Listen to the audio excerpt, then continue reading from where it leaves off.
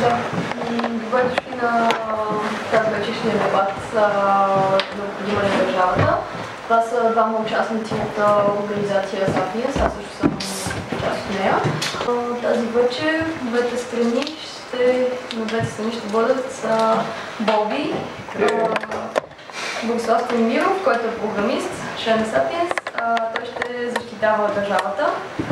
Неговият опонент ще бъде Любен Ласкин, който е завършил психология, продължава да учи когнитивна наука и той ще е против държавата. Дебатът ще бъде разделен на няколко кръга. Първи кръг 15 минути ще имат двамата опоненти, всеки да представи тезата си, без да бъде прекъснат от другия. След това 10 минути право на отговор на тезата на опонента. След това имат кръг право на два въпроса да си зададат всеки участник на другия. След това въпроси между тях двамата и вие може да задавате въпроси. Нали, ще помоля, като имате въпроси, да ги запазите за последния кръг, ще има достатъчно време. И така просто да тече по-гладко. И така може да започнете първия Боби. Здравейте! Аз, за разлика от моя опонент, нямам нужда от такива модерни технологии, да представя моята съвсем елементарна и тривиална теза. И тя е, може би, малко подвеждаща, т.е. заглавието е малко подвеждащо за това, което аз искам да кажа. Аз не съм за държавата. Държавата, каквото е като директно превод, е някаква географски обособена област, в която населението е подвластно на някакво управление, така да се каже. Аз не подкрепям това нещо. Аз подкрепям нуждата от някакъв вид показано и точно ясно управление.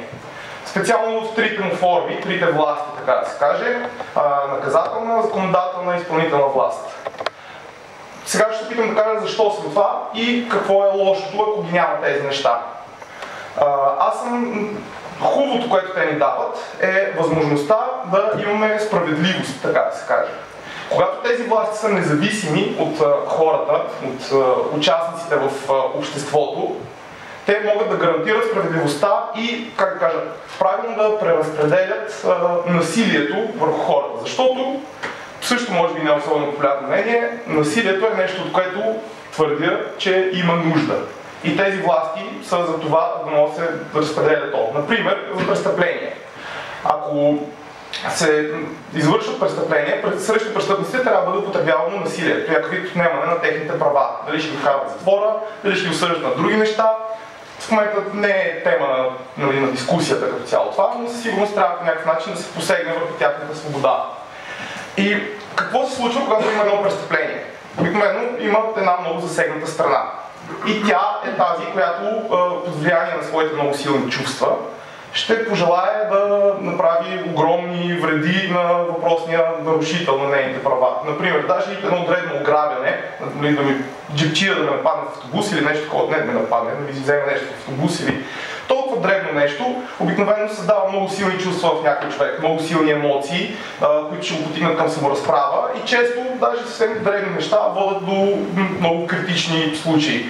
Всички сме чували по новините, по телевизията, по радиото, как се събират двама души, даже на някакъв вътрешен семейен скандал, се карват за нещо, за това тук е моята земя, не това е моята земя, един за колко другия сбрадван. Не казвам, че нещо може да ви спаси от точно такъв вид дребни престъпления, но въпросът е да ви покажа само колко силни чувства могат да се създадат колко дребни неща. Ало? Тези силни чувства имам нужда от някакъв медиатор. Държавата, понеже в български език липсва термина, как да кажа, може би government или нещо такова, управлението, е това нещо, което ще му послужи за такъв медиатор. Друг случай е, да кажем, ако някой човек придобие огромна власт и богатство. Той, както всички знаете негативните страни на капитализма, той се опитва да придобие още повече богатство, като по този начин погазва някакви права и свободи на хората, които са около него. Всички знаете примерите с китайските фабрики, където дечицата се трудят, това е правилна дечица. Всичките неща, почти всичко, което се ползва някъде, е правилно в ужасни условия на труд. Правителството, по идея, трябва да се грижи, за да попречи на такива, как да кажа, злодеяния да бъдат извършвани. Това, че в момента това не се случва, твърдя, че не е тема на дискусията. Аз твърдя, че в един идеален вариант на човешко общество ще има някаква класа от хора, които ще бъдат, например, избирани и така нататък, които ще служат, за да ни помагат да уреждаме всякакви такива въпроси помежду си. Представете си, може би тук ще дам един пример с това какво всъщност представлява една държава и ще го сравня с една фирма. Държавата сама по себе си е фирма и както фирмата иска да печели пари, по същия начин държавата иска да печели блага за хората. Управлението се определя от това, как казваме, че това е успешно управление, ако хората разполагат с много блага и са много щастливи. Нещо като ако сумарното щастие на всичките членове на това общество е високо, това означава, че тази фирма наклонена черта държава просперира. И както в една фирма се правят отделни проекти, по същия начин в една държава се правят отделни проекти. Да кажем, някакво облагородяване на инфраструктурата. И какво ще кажа? Облагородяване на инфраструктурата, повишаване на образованието, повишаване на качеството на медицинските услуги, които се правят. Това са все нещо като проекти. И както фирмата има нужда проекти да имат така наречени project менеджери, хора, които отговарят за правилното изпълнение на този проект, по същия начин в рамките на една държава има нужда от някакви хора, които да се ангажират с това да провеждат успешното изпълняване на тези проекти. Тези проекти в една липсваща държава не казвам, че не могат да се осъществят. Хора могат да се съберат помежду си, без да има някакво държавно управление, което ги организира, да организират в рамките на своето собствено общество да се извършат някакви такива проекти. Но преимуществото на държавата в случая е именно тази независимост и гаранция за справедливото извършване на тези, как се казва, проекти. По същия начин, както в една фирма, ако един правят няколко проекта и един от тези проекти реши да окупира всичките ресурси на тази фирма или нещо подобно, точно по този начин в една държава не може някой от проектите да издевателства над останалите. Ако имаме някакви малки общества, в които тези проекти са, как да кажа, подкарани изцяло от техни хора, например, имаме един блок, който не е държава само по себе си, и блока иска да си направи ремонт на входа. Какво се случва тогава? Почват ни спорове, дразни между хората, какво става, какво ще правим и така нататък. Някой казва, тия са моите хора, те ще го направят най-добре, тия са моите хора, те ще го направят най-ефтино. И често наистина се получава така, че да работи това нещо. В много по-голям, когато повишиме мащабите многократно, това не работи, защото изнъж заинтересованите лица стават хиляди, заинтересованите лица парите стават много и лицата, които са интересовани от това да помогнат за това нещо, които ще получат облаги от изпълнението на този проект, също стават много заинтересовани, защото ще получат много пари и е необходимо някакъв вид медиация. И това е като цяло цялата ми теза. Държавата е медиатор и проект за нарастване за увеличаване на човешките блага. Тя се грижи за справедливост, правилно прилагане на насочване на насилието, тя се грижи за провеждане на най-различните държавни проекти, така да се каже, в своята същност, в себе си. Защо твърдя, че държава не е хубава дума, въпреки че вече използва 16 000 пъти? Защото точно нямаме... Това, което се получава в момента между държавите, е точно нещо, което, както казах, може да се получи като конфликт между проектите. Държавите в момента понякога имат спорове и тези спорове са най-често за територия. Или някакви такива... Какво друго освен територия, понякога са някакви засегнати по някакъв друг начин нечии държавни интереси, една държава не ще да продава нефт, една държава не ще да прави това и се получават такива конфликти. И може би това е някакъв, как да кажа, стимул на човек да си мисли, държавите колко са лоши. И да, наистина в това отношение има проблеми с устройството на държавите по този начин, по който е сега. Но това по никакъв начин не трябва да ни отхвърля от нуждата от някакъв вид управление, което как ще бъде избрано едно на ръка, но това, че има смисъл да съществува, е важно. Другата ми точка е, че хората са глупави. И не индивидуално. Един човек е модела за интелигентност. Обаче масата хора са глупави. И когато масата хора почнат да взимат някакви решения, те обикновено избиват на насилие. И то на неконтролируемо, ужасно, брутално насилие. Такива примери много лесно могат да се дадат с държавите, в които е изчезнало, така да се каже, правителството и управлението. Това са най-вече африканските държави, голяма част от африканските държави, които в момента са подвластни на някакви граждански войни. Тези граждански войни там ефективно са направили правителството на нула.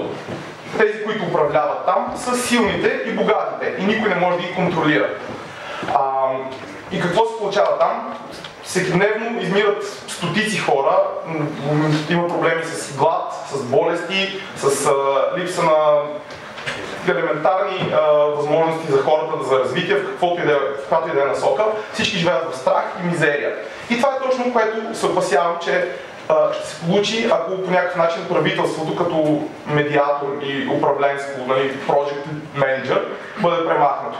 Хората ще съберат, ще организират в някакви маси, тези маси ще почнат да действат по глупавия начин, по който действат тези маси и ще се получи това, което става. Имаме многократно примери в историята за това как премахването на някакво контрол върху хората, даже елементарен, води до насилие. Например, един не е толкова очевиден пример е това с експеримента с затворите в Щатите, в който, сигурно го знаете, той е доста популярен, се разпределят роли между две групи хора. Едните им се дава ролята ти ще бъдеш надзирател, на другите им се дава ролята ти ще бъдеш затворник. И казва, играйте си на ролева игра, в която вие сте надзиратели, вие сте затворници. Първоначално всичко започва много спокойно и в един момент всичко това цялото се изражда до огромно насилие на надзирателите, над затворниците, защото те са тези, които разполагат с оръжията и, как да кажа, технологията да го правят. Това не е очевидно, че прилича на държавите, но в крайна сметка премахването на правителство е последно да се премахне главният надзирател на затвора, или the warden, както е на английски. Това нуждата от такова, как да кажа, даже не е просто активна роля, ами образец някакъв като царя, като символ на управлението е необходима, за да може хората да не се разпадат по такъв начин. Един друг пример, да кажем, е с Етиопия. Етиопия започва като добра, нали, след отцепването си от Британската империя, започват Етиопия като някаква сравнително стандартна нормална държава. Току-що отцепила се от Британската империя. Изведнъж там се надига някаква гражданска война, свалят цялото правителство и се получават едни от най-големите хуманитарни катастрофи в историята на човечеството. Защото няма символ. С изчезването на символа няма кой да го вземе и никой не е свикнал някой от тогавашните хора да вземе неговото място и се получават всички тези големи драми. Това е. Масите са глупави и имаме нужда от някой, ако ще да е само символ, този project manager, така наречен, но е необходимо да стои нещо, което ни дава силата да не се претърпим огромен опадък и невероятна регресия към нищото. Държавата крепи обществото и му помага то да се движи напред. Може би една цел на държавата, като всеобщо власт над човечеството, така да се каже, като власт може би пак най-добър термин, е да ни даде възможността, което сега ще говори научна фантастика, да човешкия род да преживее, да може да промине нататък. Индивидуално или в обединени, просто по интереси и групи хората, често не са достатъчно умни, да си го кажем честно, за да могат да преживеят. Необходимо е някой, така да се каже, да ги води в някаква посока и да ги спаси от ядрено самоунищожение или просто тотален опадък, в който ние никога не се преместваме от планетата Земя и в крайна сметка се самоубиваме тук със самия си живот.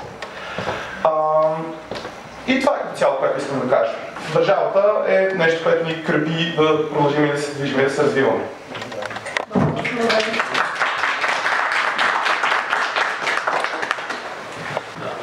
Аз, за разлика от опонент ми, предпочитам да съм в 21 век. Ще се успя да използвам тези технологии. И така, радвам се, че имаме възможността да проведем този дебат. Искам само да кажа нещо, че ние всъщност планираме от името на Асоциация САПЕС да провеждаме много такива бъдещи дебати и ако вие някои от вас се интересуват някакви теми, които искате да защитите дадена теза, ще се радваме да участвате в следващия дебат. Така, всъщност Боби започна с давайки някакви дефиниции на държави и ето я тук съм намерил тези стандартни дефиниции, които всички знаем, организирано техническо общност под едно правителство и така нататък. Сега, вие знаете много добре, че някои понятия могат да бъдат дефинирани по различен начин, в зависимост от гледната точка. От който ги гледате. Затова сега ще ви покажа една дефиниция на държава, която е моята любима дефиниция, която според мен най-добре описва същността на това какво представлява тя. И тя е на Макс Вебер в неговото есе "Политиката като призвание". Тази дефиниция гласи, че държавата е човешка общност, която успешно претендира да притежава монопол върху легитимното физическо насилие в рамките на определена територия. Сега тук е добре да разясним малко какво означава това. Първо, монопол означава, че човекът или институцията, която държи този монопол, има изключителните права върху тези дейности. В случая става въпрос естествено за трите власти, които и Боби спомена, законодателната, изпълнителната и съдебната власт, които в някои държави са след в едно, в западна демокрация, общо са разделени. Вие нямате право да определяте правилата на географската територия, в която живеете. Това може да го прави само държавата. Също така нямате право да следите със спазването на тези правила, нямате право да правите преценка дали някой ги е спазил или не. Или ако не ги е спазил, съответно трябва да бъде наказан по някакъв начин. Какъв е смисъл на съществуването на такъв тип монополистична организация? Защо въобще не е необходимо? Не може ли просто да си живеем без да имаме някакъв контролен орган, който да бди над нас? И отговорът е, че за съжаление в обществото ни не липсват проблеми. Това са, знаете, имаме експлоатация на чужд труд по формата на кражба или робство, имаме проява на насилие, природни бедствия, болести, недостиг на ресурси и хората казват, че ние не можем сами да се справим с тези проблеми, затова ни трябва някаква централизирана власт, която да ни помогне с това нещо. И така стигаме до понятието обществения договор. Това е съвременното оправдание за съществуването на държавата. Тези идеи в сегашния си вид се развиват по време на посвещението от мислители като Жан-Жак Русо, Томас Хобс, Джон Лок. Обществен договор накратко представлява съгласието на хората да спазват дадени правила в рамките на територията, на която живеят, но поради липсата на взаимно доверие, хората са си казали, хайде да изберем наши представители, на които да дадем огромно количество власт и ресурси, които да се грижат за спазването на тези правила. Това е приказката, която ни разказва. Това въобще има държава.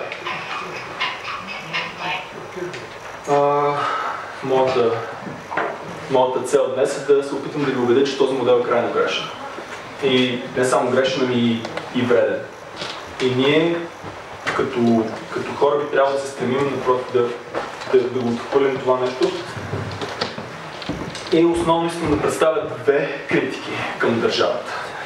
Първата е моралната критика и втората ми критика е прагматична критика. И сега до края на времето, което ми остава, мисля да се съсредоточа върху тези и след това естествено ще продължим дискусията и по време на тази част, в която мога да се задават въпроси. Това е моралната критика. Държавата отнема част от естествените човешки права. Какви са тези естествени човешки права? Това са правата, които всеки човек притежава, с които ние се раждаме, които са универсални и по дефиниция никой не може да ги отнеме. Това са основно правото на живот, правото на лични притежания и правото на свобода. Сега, защо можете да се запитате какво прави тези права универсални, с какво те са по-различни от всички останали права? В основата на тези права стои понятието самопритежание, или английски self-ownership. Сега, това понятие няма нужда да бъде... То е самоочевидно и то може да се защити аксиоматично. Тоест не ни трябва индукция, за да покажем, че то е валидно. И понеже то е много важно за моята морална критика, аз искам да отделя няколко минути, за да се опитам да ви демонстрирам защо наистина то е аксиоматично. Според това правило на самопритежание, всеки човек притежава собствения си живот. никой няма повече права на живота на даден човек, отколкото самият човек. От това правило след твърдението, че, както казах, всеки човек притежава собствения си живот. За да се отхвърли това твърдение, трябва да е вярно едно от следните две твърдения. Или че някои хора, само някои хора притежават собствения си живот, или че никой не притежава собствения си живот. Няма трета алтернатива. Тоест, ако ние по някакъв начин успеем да покажем, че долните две твърдения са невалидни, няма как да бъдат верни, то остава единствено горното твърдение, което е същността на принципа на самопритежанието. Нека разгледаме първото твърдение, че някои хора притежават собствения си живот. Ако някои хора притежават собствения си живот, то трябва да има източник на тази власт, който да я дава само на част от населението, а не на останалата част. И този източник трябва да бъде извън хората, защото иначе ще навлезем в проблем на кръвност. Някой човек сам да може да си даде права, а в същото време да отнеме чужди права. Тоест, тук влизаме в логическо противоречие. Какъв тип източници могат да дадат такава власт? Това може да е нещо като Бог, някаква извънземна раса, която ни е създава така.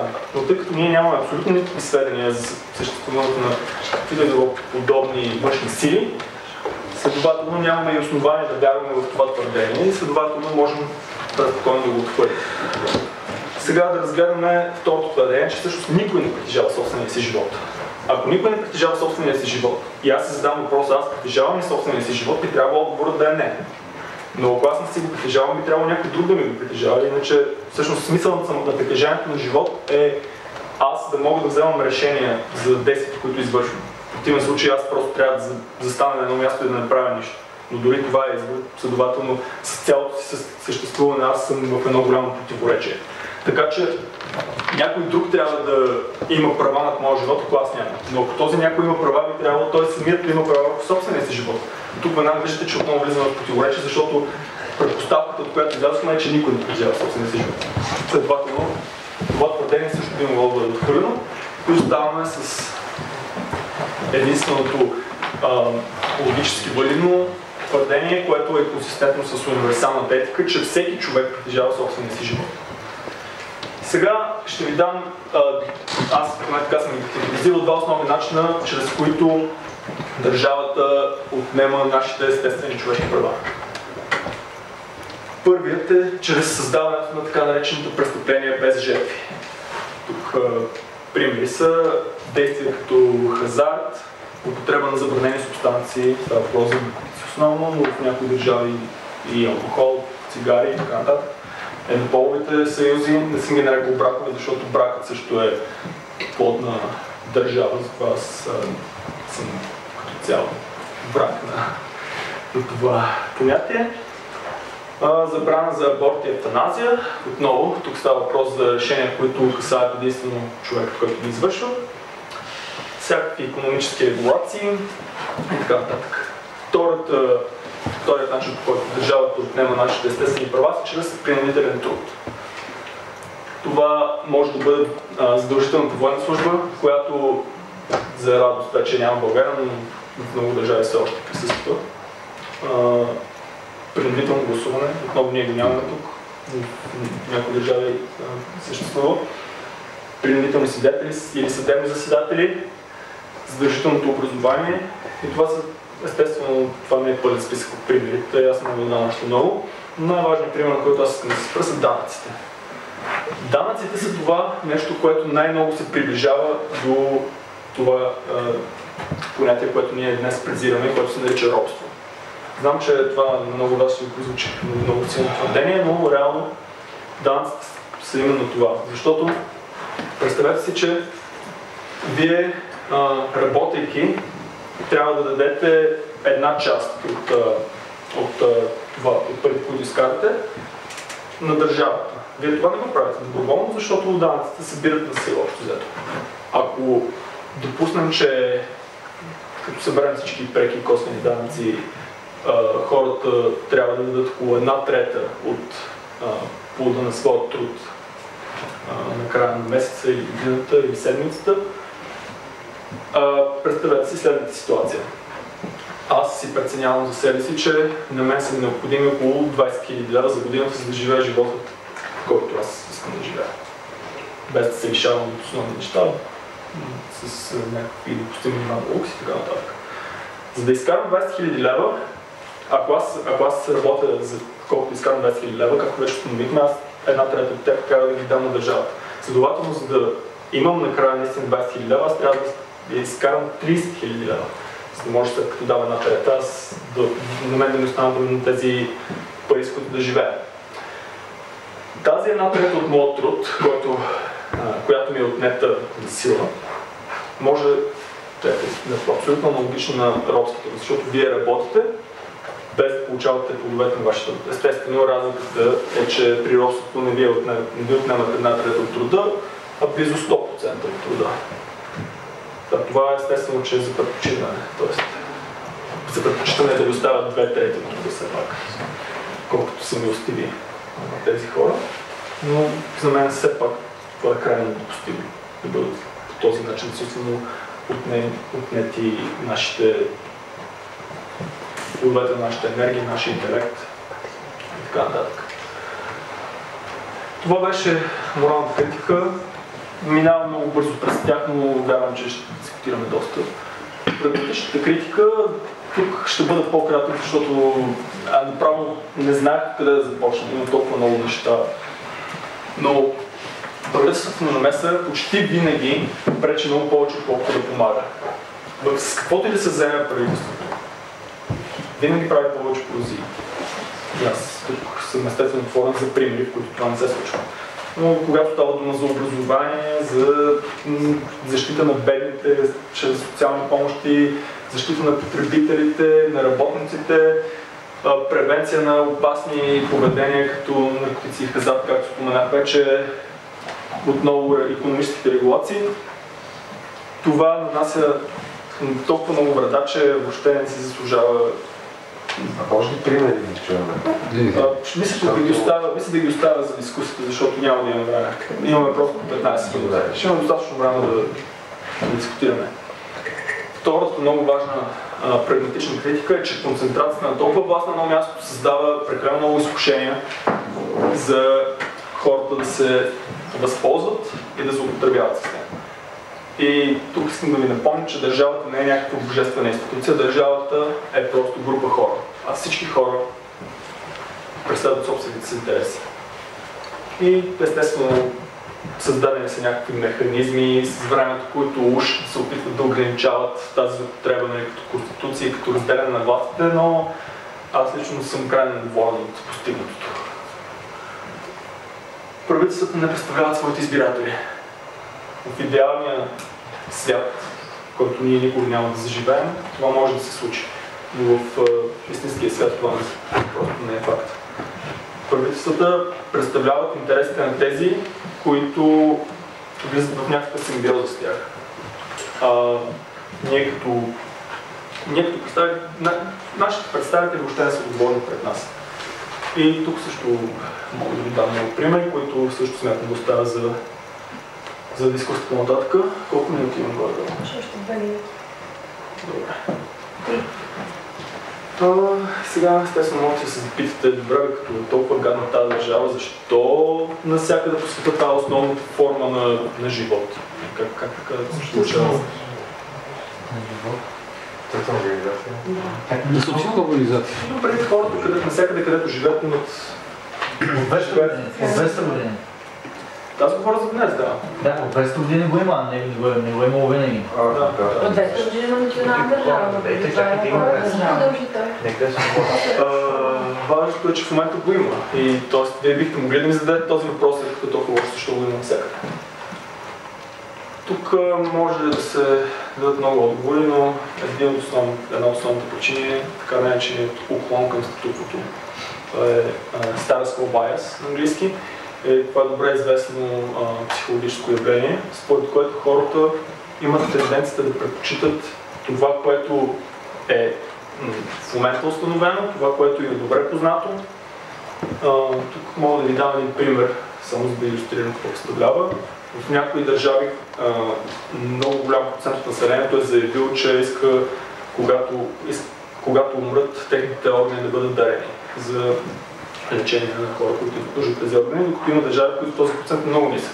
И хората, когато са се запитали на какво се дължи това и когато са анализирали ситуацията, са установили, че причината е, че във въпросника, в който се задава този въпрос, в тези държави, в които много хора са решили да си дарят органите, въпросът е искате ли да се откажат от това органите да бъдат дадени. И вие трябва да маркирате там в съответното поле. Докато в държавите, в които много малко хора са заявили, че искат да им бъдат дарени органите, въпросът е формулиран, искате ли вашите органи да бъдат дарени. Тоест, хората предпочитат статуквото и много голям процент от хората не маркират полето. И съответно, в зависимост от това как се формулира въпрос, ще получите коренно различен резултат. Тук идеята е същата. На нас не се представят съвсем малко, че държавата е някакси като въздуха, който дишаме, че без нея не може, че това е нормата, че ако държавата изчезне, ще изпаднем в някакъв хаос, всички ще почнем да се изпиваме един друг, така нататък. Но това първо няма абсолютно никакви причини да го вярваме и второ, ние никога не сме били изложени на алтернативата. Нашите географски ширини. И хората си казват, да, гадна, лоша е държавата, но какво да се прави, такива са реалности. Те трябва да подобрим някакъв начин. Те дори не си задават въпроса, а може ли да живеем без държава? Много хора въобще не си го задават този въпрос. И въпреки че има проблеми, те си казват, поне ги знаем какви са проблемите, докато ако е махнем държавата, има някаква голяма несигурност, а хората като цяло не са привържени с непълноценен риск. И с това смятам тук да спра и ще оставим всички останали въпроси, които имате за дискусия.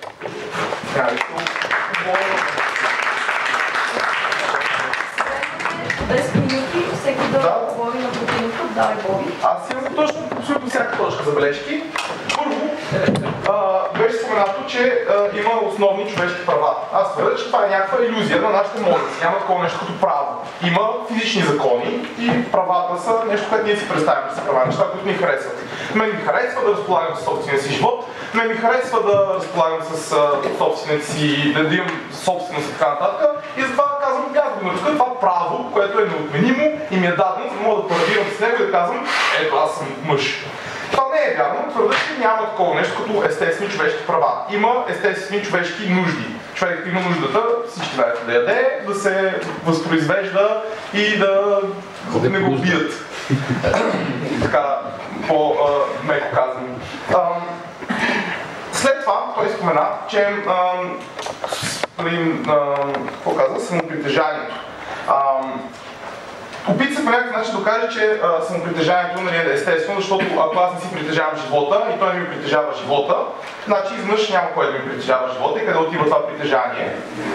Аз ще кажа, има нещо като общо притежание. Всички се чували какво е акционерно дружество. В акционерното дружество не един човек притежава всички акции, а група хора притежават всички акции. И по същия начин живота на един член на едно организирано общество принадлежи на всички останали членове на това организирано общество. Те се грижат един за друг и съвсем спокойно е възможно те да решат да не го поддържат вече този човек. Както се случва с престъпниците в съвременното общество. Когато един престъпник бива наказан, не му бива отнеман винаги живота, въпреки че това се случва. Но това, което става е, че по някакъв начин се посяга върху неговите естествени права от това общество, защото то е общо. Престъплението без жертви. Той спомена, че това е някакъв проблем в държавите и това не е проблема на държавата. Да кажем, забраната за еднополови съюзи е продукт на някакво допотопно общество. Има държави, в които това не се случва. Хазарта, взимането на наркотици и така нататък, това са някакви останки от пуританския начин на живот на западното европейско общество, което е възпитало целият съвременен свят. Ако някой е недоволен от това нещо, има също така държави, така наречените, в които е показано как живеят с тези неща да са разрешени. Аз не съм противник на държава като териториално дефинирано нещо, но За щастие имаме такива и може да разглеждаме много примери на най-различни видове управления, които са случвали и исторически, и в момента, и да съдим какво би се случило, ако стане това. Всяка държава е нещо социален експеримент, така да се каже. И това ни помага да си отговорим на някакви въпроси, които той задава. След това той спомена данъците. Данъците, това продължава да не е функция на държавата. Държавата, някакво общество, може да каже, няма да събираме данъци. Вие, да кажем, в този клуб, като нещо като държава, може да кажете, ние няма да събираме пари от хората и това е. И никой не ви спира да го направите. Това обаче държавата е решила, като група, като акционерно дружество, като фирма, да си каже, ние ще събираме от нашите членове някакви пари и тези пари ще отиват за облагородяването, за развитието, така да се каже, на нашата фирма. Мога да давам този пример. Никой не е питал хората, това е разликата. Никой не ги пита хората, да. В този път да кажем, членството е свободно. Да, това също ще да го кажа. Очаквам даже такъв въпрос, няма ще го кажа сега в момента, но в този клуб членството е свободно, държавата членството не е свободно, така да се каже. Това е проблем и аз съм съгласен с него. Но отново се връщаме върху това, кой какви права има. Ние сме, не щем членове... Не, това ще го говорим после. Може ли да продължа с точките? Да. Окей. Така, лошата наша държавна намеса пречи, каза също така той. Лошата намеса може и да пречи. Но това е така, може би най-доброто нещо, което имаме. Представете си, ако държавата не е участваше в образованието. Отново дам за пример африканските държави. Образованието е нула. Хората не могат да четат, не могат да пишат, не знам си какво си. Не има си някаква организация, която да им уреди образованието. Дава се пари на държавата да уреди своето образование. Или ако държавата по някакъв начин не се грижеше за запазването на правата на своите хора. Пак, също начин, тя може да го прави лошо, може би ако някой друг се грижи за това нещо, ще го прави по-добре, обаче това не е някой друг различен от държавата, просто други хора трябва да вземат тези project менеджерски позиции, така ще да правят по-добре от текущите. И ние имаме силата да го правим чрез някаква демокрация. Каква беше демокрация? Това по същия въпрос. Въпросно, в общи обществото може да се самоизгражда, така да се каже. Ако сме доволни от нещо, нека да правим как се прави това нещо. Не е проблема, държавата го прави лошо, дайте да махнем държавата. Чак малко са. Нека да подменим хората, които го правят това лошо нещо. И накрая аз почти съгласих, че държавите в момента съществуват с времето статус-кво, но въпросът беше каква е алтернативата, нали, на това нещо. И според мен алтернативата е хаос като цяло. Той може би ще спомене това определен въпрос, който смятам да знам каква точно е алтернативата. Но ще опитам да ви накарам, може би да се замислите за хаоса, който се получава. Той казва, никога не сме виждали какво ще се случи без това нещо. Аз давам за пример Етиопия. Може да се дадат много случаи на държави, в които след като се срутва цялото управление, изпада точно огромен хаос, който се свежда до насилие и до брутални, хуманитарни и човешки кризи. Също така, във всички случаи, исторически, наистина, в които никой не е контролирал, да кажем, робството, се е получавало робство. Абсолютно естествено. Това е. Ако няма държава, аз казвам, полагам, че ще се зароби отново робство. Силните ще почнат да владеят над слабите. Защото няма такова нещо като естествени и отменими човешки права. Държавата е това, което ни ги дава, така да се каже, благодарение на нас, които я уреждаме. Това е цялото. Право не знам къде се почва, защото толкова много неща бях казани, като са или неверни, или неосновани, че смятам започна след първо за основните човешки права. Боби критикуваше моето представяне на тези основни човешки права без да даде никакво аргумент. Той просто каза, не, няма такова нещо като права, им само нужда. Но защо? Аз тук го показах поне с това, което аз мислех, че е логически аргумент. Той не критикуваше моят логически аргумент, той просто го отрече без да даде никакви изследвания с това. Сега аз, едно нещо, което явно не съм останал разбран, аз не казах, че никога не сме имали примери за бездържавни общества. Казах, че в момента като цяло нямаме, въпреки че има малки изключения.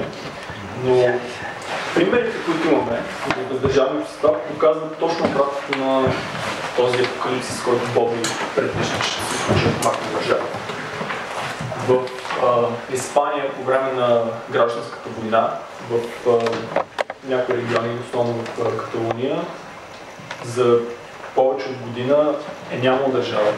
И резултатите въобще не показват Да, в смисъл. Там малко е спорно, защото... Въобще не, хората не са започнали да се избиват един друг, напротив.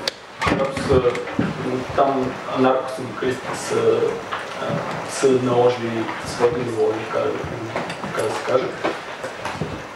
Те са започнали да работят в предприятията, в които преди това са били подчинени, те са започнали да работят сами там, като са покачили продуктивността на тях многократно. Това са хотели, браснарски, салони и така нататък. Тогава е имало такова експлоатационни салони. В Украйна, малко след Първата световна война, за около 3 години, Нестор установява така наречената свободна територия, която също хората започват да живеят много по-добре. Качеството на живота се покачва и по същия начин, както в Испания са били смазани от Франко и от неговите поддръжници, който той бил финансиран както от Сталин, така и от Хитлер, от Мусолини. Тоест, те навсякъде са видяли колко добре се развиват тези общества и са се оплашили от тях. По същия начин в Съветския съюз, т.е. в Русия още по това време, първоначално са ги оставили да се развиват уж като някакъв експеримент. И след това с някакви супер глупави оправдания са казали, че тези са били някакви държавни изменници, и след тези 3 години са решили да ги смажат. Става въпрос за юго-источната част на Украйна. Има в Корея преди и след Втората световна война пак има такива автономни региони, които пак са били брутално смазани, в които хората са живели много добре. Дори ще ви дам един пример, който много от вас може да се изненадат, че го давам, но така нареченият Дик Запад в Щатите, всъщност обратно на това, което ни се представя чрез Холивуд, всъщност там е липсвала държава и хората са живели по много организиран начин. Тук спиготвите една статистика, има изследване, като го показва това нещо, между другото. Едно изследване на Тери Андерсън и Пи.Джей Хил. Там се цитира, че в 5 от най-големите градове Абилин, Елсуърт, Уичита, Додж Сити и Колвъл за 15 години, между 1870 и 1885 година, са се случили само 45 убийства. Значи това, ако го разделите, се спада някъде по 3 убийства на град за 10 години. На година, съжалявам. За това нещо аз мисля, че само можем да си мечтаем в сегашното ни така наречено уредено общество. Там, общо взето, когато от изтока на държавата започва да разширява своето влияние, когато са навлезли в територията на Запада, резултатите показват, че всъщност това е увеличило броя на престъпленията. Тоест държавата, която идва уж да въведе някакъв ред, увеличава броя на престъпленията. И пак ви казвам, не слушайте Холивуд, защото това са само филми, реалността е много различна. Искам да кажа няколко думи за Африка, понеже стана дума. Един от примерите, който днес Бог предполага, че ще виждате, е Сомалия. Там има едно изследване от 2006 година, което показва, че след 1990 година, когато пада правителството, има много групировки, които са се опитали да наложат да установят някаква централизирана власт, но никога не е достатъчно силно за да направят това нещо.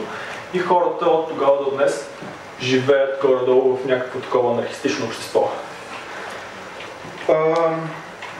Това изследване от 2006 година сравнява Сомалия с 42 други африкански страни по 13 показатели, като продължителност на живот, телекомуникации, детска смъртност и така нататък. Резултатите показват, че Сомалия се нарежда пред над половината от тези страни по 6 показателите, е в по-лошо състояние от повече от 50%, само по 3 от показателите. За сравнение, преди да падне правителството, те са били в дъното по абсолютно всеки показател. Като на основните показатели, най-важният показател, в който Сомалия е в топ 5 дори на всички африкански нации, е продължителността на живот, който е скочил страшно много.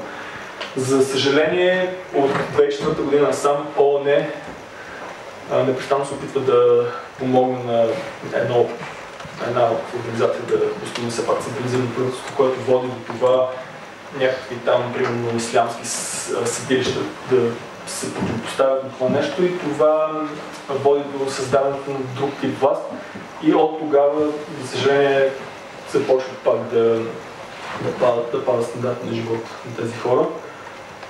И просто не искат да ги оставят да си живеят сами. Значи, ООН отново с претекст, че помага, вреди. Има много други примери. Средновековна Исландия, средновековна Ирландия. Има и сега в момента, не само страшно. Да, в момента има, не знам дали знаете, един регион в Азия, който се казва Зония, където това са едни високи планини, това е доста голям регион, между другото, където правителството няма влияние. Той се разпростира върху повечето на държави, основно в Китай. И там отново не виждаме това, което Боби ни казва, че се случи, че хората ще започнат да се избиват един друг на хората живеят, кооперирайки си, без по никакъв начин това да води до хаос и каквото било. Накратко казано, нямаме никакви сведения за този апокалипсис, който Боби представя. Още няколко неща. Примерът за този експеримент с затвора, който ти каза, това става въпрос естествено за експеримента на Филип Зимбардо в Станфорд. Този пример аз изненадвам, че го даваш, често казвам, защото той според мен въобще не подкрепя тезата, даже напротив. Той е против твоята теза. Защото там той показва, че когато концентрираш власт в някаква част от една общност, това води до издевателства. Това е моята теза, която се опитвах да защитя. Нещо друго, което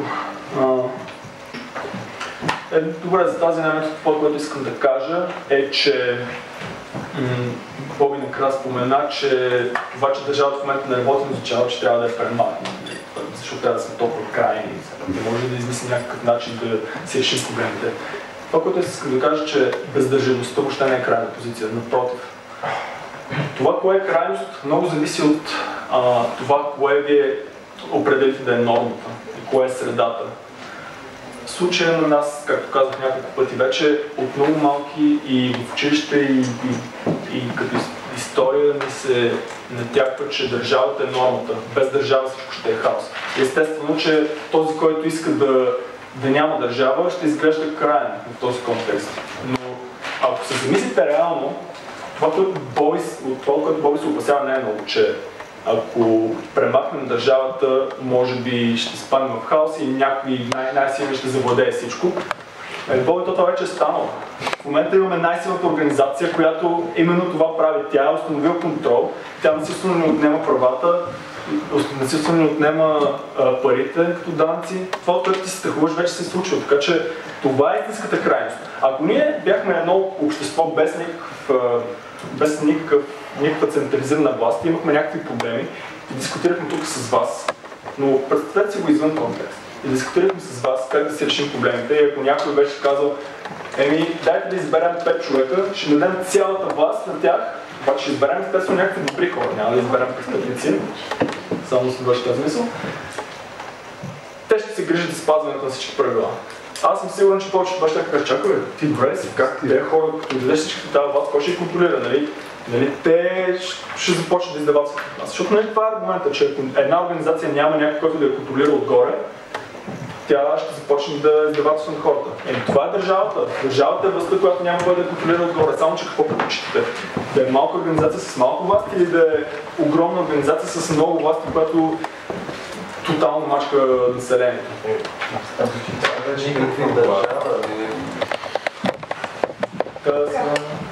Сега е трети кръг. Задавате си направо на два въпроса. Как предпочитате да се редувате или ти направо зададеш два въпроса? Да, аз ще ви попълна алтернативата, да кажа, какво представяш обществото, кой ще решава проблемите, които в момента решава държавата, кой ще грижи за образованието, за сигурността на хората, за справедливостта в случаите на престъпления, инциденти и така нататък, за възможността някой огромен богаташ да не направи това, което ти твърдиш, че в момента е направено, че той ще изведнъж стане цар на всички. Как това общество ще спаси от тези неща и кой ще грижи да ги поддържа успешно. Значи това, първо искам да кажа, че това е така наречения натоварен въпрос. Тоест, чрез въпроси ти допускаш, че трябва да има някой, който да се грижи за това нещо. Но ако... Тогава точно е това, аз живея в някакво общество, в което не съществува държавата и някой ме убива. Моите близки ще да си преформулирам въпроса как ще се справим с тези проблеми. Да. Значи първо, проблемите трябва да се решават от хората, които са пряко засегнати от тях, а не от някакви бюрократи, които са избрани и които искат да... които основно в момента се стремят да бъдат преизбрани. И следователно са мотивирани основно да задоволяват най-краткосрочните нужди на населението. Те нямат полза от това да решават истински проблемите, те имат полза от това да замазват очите на тези, които ги избират. Много ти общ въпроса. Нека да... Добре, ще го сведа от конкретен пример. Ето, да е пример. Тази последната общество някак му бива, как моите близки ще поддържат справедливост от убиеца. Ами... Как ще в някакъв начин, какво ще се случи след това? В момента как става това? В момента става чрез полицията. Тоест ние имаме монопол над... държавата има монопол над функцията за спазването на реда в обществото. Няма никаква причина да си мислим, че това нещо не може да се изпълнява от... Тук вече зависи каква да е по-точно идеологията, но аз не смятам да влизам в тези спорове, анархизъм срещу анархокапитализъм. Но една алтернатива е чрез частни фирми. Защо? Какъв проблем с частните фирми, ти да си техни клиенти, да можеш да се обръщаш към тях? Аз мога да ви дам пример с СОТ, например, в момента. СОТ се справя много по-добре с своята функция, отколкото се справя полицията. С Д или с Т, защото? Няма значение. Не, с Т са държава. Д е дейност. Не, Д е дейност. Сега Т е техника. Да, значи става въпрос за частните. В смисъл, не влизам в някакви такива безсмислени спорове, става въпрос за частните фирми. В бившия вход, в който живеех, в който майка ми и брата също живеят, всички апартаменти без 3 бяха ограбвани, някои даже повече веднъж. Тези, които не бяха ограбвани, бяха тези, които имаха всъщност СОТ. Полицията, която би трябвало да се издържи с нашите данъци, не си върши работа по никакъв начин. Това, което правят обикновено идват, отцапват и целият апартамент с някакви там да събират отпечатъци и разни глупости и нищо не става. Нито се залагат кръците, нито се възвръщат това, което ти било откраднато. Общото, виж, въпросът е следния. Дали монополът е нещо хубаво? Ние до сега нямаме абсолютно никакви сведения да смятаме, че монополът е добро за каквото и да е. Общото, която и функция да бъде отнета от държавата, да започне да се изпълнява от частни фирми, се изпълнява много по-добре. Примерите са безбройно.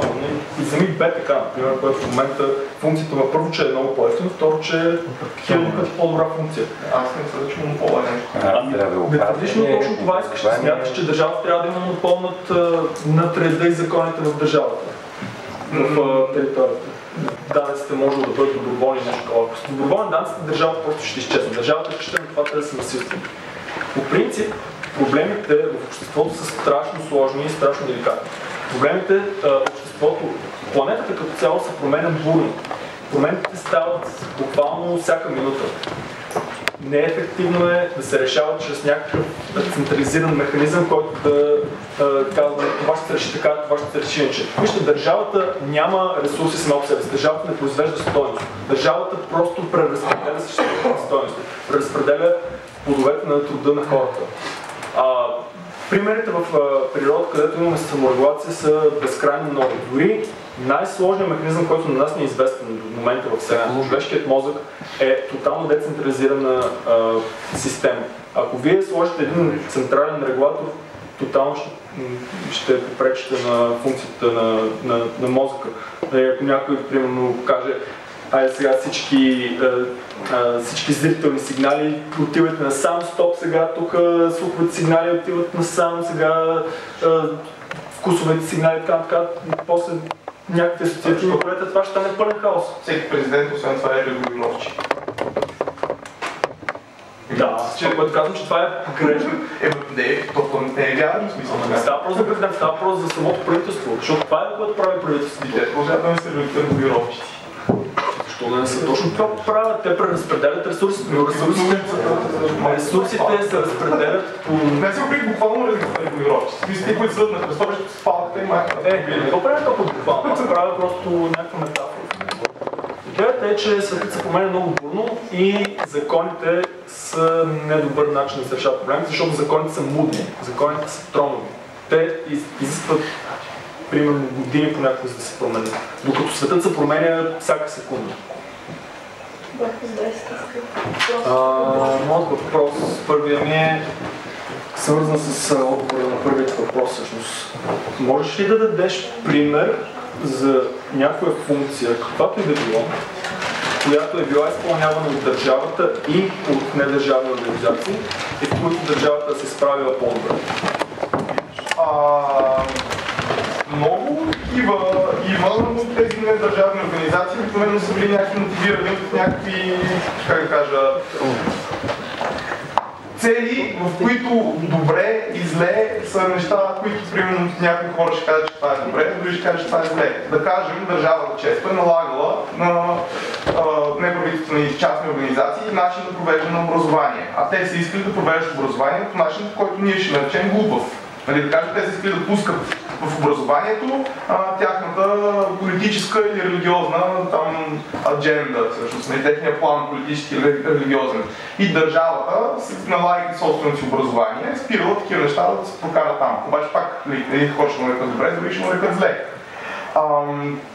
Аз не казвам, че държавата трябва да върши тези неща. Не казвам, че държавата трябва да ходят депутатите и да ми строят с валяците и кирките в път. Казвам, че държавата служи за справедливост, за да гарантира, че когато строят няколко валяка, няколко кирки, които искат да ми строят път, тя ще осигури справедливото изпълняване на този проект, така че всичките, които са заместени да надплаците в случая, няма да бъдат ощетени по някакъв начин или съответно някои от тези фирми няма да могат с някакъв лобизъм там да си прокара собствените популци. Ама ето ти точно така казваш, че това е функция на държавата. Тоест ти казваш, че правосъдието и изпълнителната власт трябва да е в ръцете на държавата. Аз за това си зададох въпроса. Има ли пример, който държавата се справила по-добре от недържавни организации, за да трябва да смятаме, че ако не дадем тази функция на държавата, то всичко ще се разпадне, че няма кой да изпълнява по-добре. Как се починете да го смятаме? И специално в взимането на някакви политически и съдебни решения, да, често пъти държавата взима по-добро решение. Примерно, както дадох за пример, баща и син пият ракия и се сбиват и сина казва, дай ми тук половината къща, бащата казва не и сина го заколва с кирка. Държавата няма да направи това нещо, ще организира съдебен процес и ще го извърши по-добре. Аз ще смяташ, че частни фирми не могат да го направят това нещо, че държавата го прави? Частна съдебна власт, така да се каже. Защото, добре, сега ще дам пример, защото бащата има една частна фирма, на която се плаща пари, и сина има друга частна фирма, на която се плаща пари. Когато тези двете фирми се сбият, как се решава проблема? Да, се сбият. Войната е скъпа, войната отнема ресурси. Никой частни фирми нямат интерес от това да провеждат войни. Единствено правителствата, които не харчат собствените си пари, а харчат чужди пари, имат си интерес от това да го дадат. Добре, фирмите имат интерес от това да печелят пари и съответно фирмите ще стиснат ръцете и ще кажат, хубаво, ще дадем къща на сина. Това не е справедливо, това е стиска на ръцете, защото по-малко разходи ще се така. Още и чоп ще хвърлят фирмите, само да не харчат повече пари. Ако има спор между богаташ и бедняк, по същия начин както в момента. Аз плащам за страховка на моята фирма, моята държава, страховка 1 бразилион лева на секунда, богаташа, а ти бедняка плащаш 5 лева. Има риск асесмент. Когато двамата спорим, двете фирми ще кажат, богатата фирма ще каже на другата, моят риск асесмент за този човек е 10 милиона лева. Бедната фирма ще каже, което не значи, че имат различни пари помежду си, но другата фирма ще каже, моят риск асесмент за този човек е 5 лева. И ще стиснат ръцете, така че да си влезе всичко с ползата на богаташ.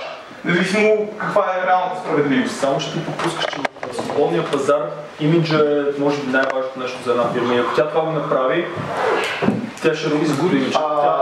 В свободния пазар, където няма държава, няма да има кой да те спаси. Ти си единствен, който си отговорен. Ако теб имаш ще ти умре, просто клиентите се оттеглят от тебе и фалираш. Точка. Довиждане. Това го твърдят, че не е така, защото богаташите си имат техници фирми, преди нас си имат техни си фирми. Ама те не могат да задължат...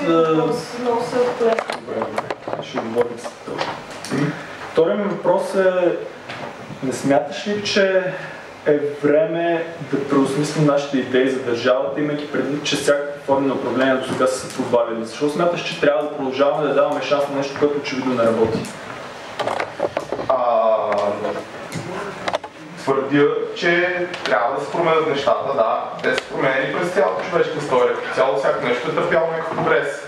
И може би в момента един от проблемите е, че не се случва този прогрес, но той трябва да се случи, твърдя, че държавата трябва да акомодира в себе си текущите новости, които се появяват в света.